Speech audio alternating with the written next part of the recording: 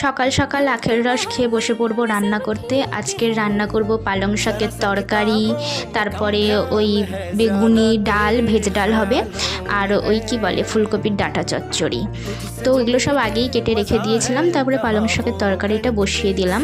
তো তারপরে আর কোনো রান্না করা আমার হয়নি, মা সব রান্না করেছে। এইটা আবার দুপুরবেলা পুজো টুজো দিয়ে আমি এসে বেগুনিটা শুধু ভাজলাম।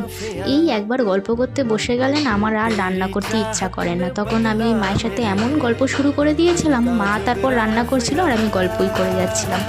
বেগুনিটা ভাজার থেকে এই বেগুনিটা করলে কিন্তু তেল কম লাগে, এই জন্য যখনই বেগুন ভাজা খেতে ইচ্ছা করে এই বেগুনিটাই করে ফেলি। আমার আবার যে কোনো সবজি ভাজার থেকে সবজির বড়া খেতে খুব ভালো লাগে, আমার যে কোনো বড়া খেতে খুব ভালো লাগে। আর দেখবে গরমকালের থেকে এই শীতকালেই কিন্তু এসব ভাজা ঠাজা খাওয়া বেশি হয়, গরমকালে এতটাও খাওয়া হয় না। এই শীতকাল পড়লো প্রায়ই এখন এইসব ভাজা পোড়া রান্না হবে। তো এই ছিল আজকের ভিডিও।